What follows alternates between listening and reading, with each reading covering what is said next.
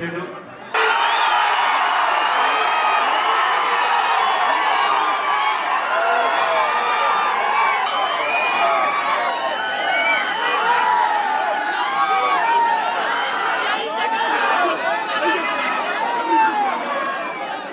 అదే చట్టసభలో పక్కనే కుర్చీ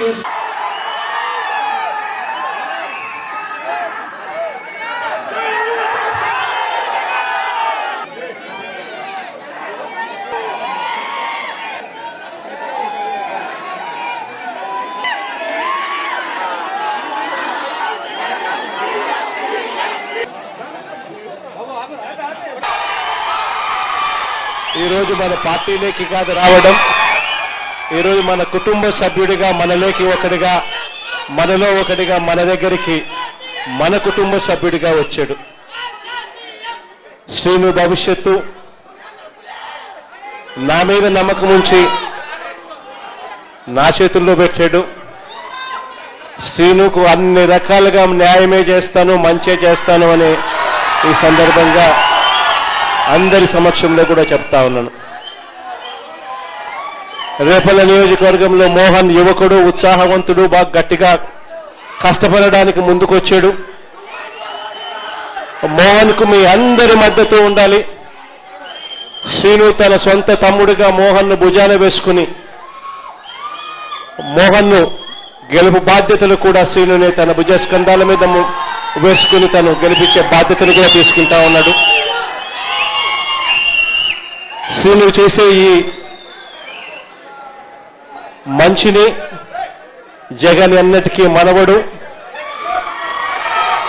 మనం అధికారంలోకి వచ్చిన తర్వాత శ్రీనును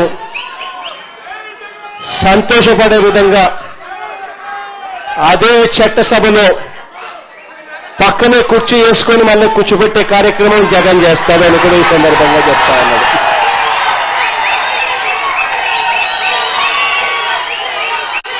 చాలా మంది నాయకులు వచ్చిన ఈ సందర్భంగా, చాలా మంది కార్యకర్తలు వచ్చిన ఈ సందర్భంలో బహుశా అందరినీ కూడా కలవలేకపోవచ్చేమో. ఎందుకంటే ఇన్ని వేల మంది వచ్చారు కాబట్టి అందరినీ కూడా కలవలేకపోయే పరిస్థితి ఉంటుంది.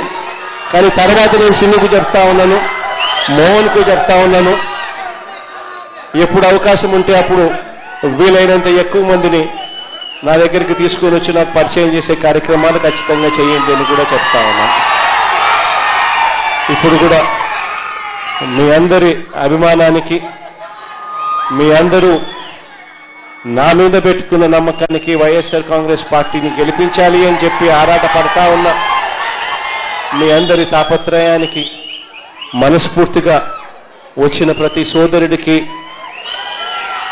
ప్రతి అక్కకు, ప్రతి చెల్లెమ్మకు, ప్రతి పెద్ద ఆయనకు కూడా మనస్ఫూర్తిగా రెండు చేతులు జోడించి పేరు పేరున హృదయపూర్వకంగా నా కృతజ్ఞతలు కూడా తెలుపుకుంటా ఉన్నాను.